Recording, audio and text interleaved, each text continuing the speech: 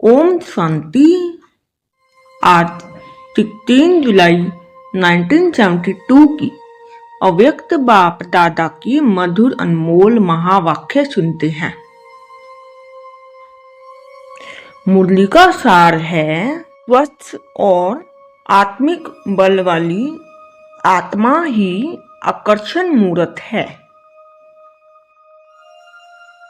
बाबा ने कहा, अपने को इस श्रेष्ठ ड्रामा के अंदर हीरो एक्टर और मुख्य एक्टर समझते हो।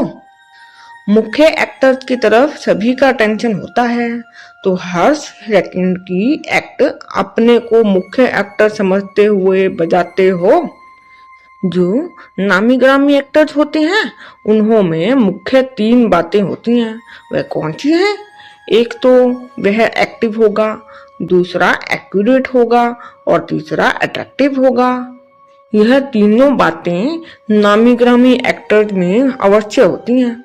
तो ऐसे अपने को नामी ग्रामी व मास्टर एक्टर समझते हो। अट्रैक्ट किस बात पर करेंगे? हर कर्म में, हर चलन में रूहानियत की अट्रैक्शन हो। जैसे कोई शरीर में सुंदर होता है तो वह भी अपनी तरफ अट्रैक्ट करता है ना।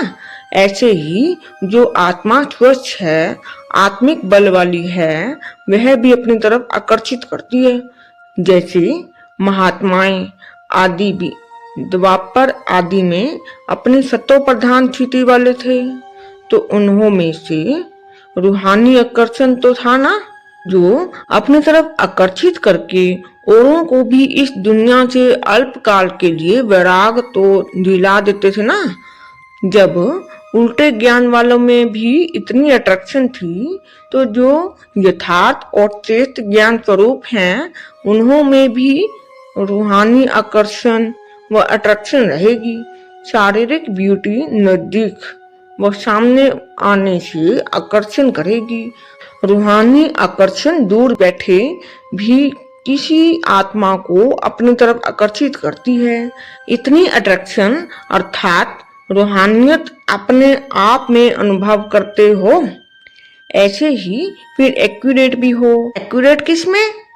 जो मनसा अर्थात संकल्प के लिए भी श्रीमत मिली हुई है, वाणी के लिए भी जो श्रीमत मिली हुई है और कर्म के लिए भी जो श्रीमत मिली हुई है, इन सभी बातों में एक्यूरेट। मनसा भी अनएक्यूरेट न हो। जो नियम है, मर्यादा है, जो डायरेक्शन है, उन सभी में एक्यूरेट और एक्टिव। जो एक्टिव होता है वह जिस समय जैसा अपने को बनाने चाहें, चलाने चाहें, वह चला सकता है। वह ऐसा ही रूप धारण कर सकता है। जो मुख्य पाठधारी हैं, उन्हों में यह तीनों ही विशेषताएं भरी हुई रहती हैं। इसमें भी देखना है कि इनमें से कौन सी विशेषता किस परसेंटेज में कम है। तेज के साथ साथ परसेंटेज को भी देखना है। रूहानियत है, आकर्षित कर सकते हैं, लेकिन जितनी परसेंटेज होनी चाहिए वह है। अगर परसेंटेज की कमी है तो इसको संपूर्ण तो नहीं कहेंगे ना। पास तो हो गए, फिर भी मार्क के आधार पर नंबर तो होते हैं ना। 3rd डिवीजन वालों को भी पास तो कहते हैं, लेकिन कहाँ 3rd वाला, कहाँ 1st क्लास, फर्क तो है ना।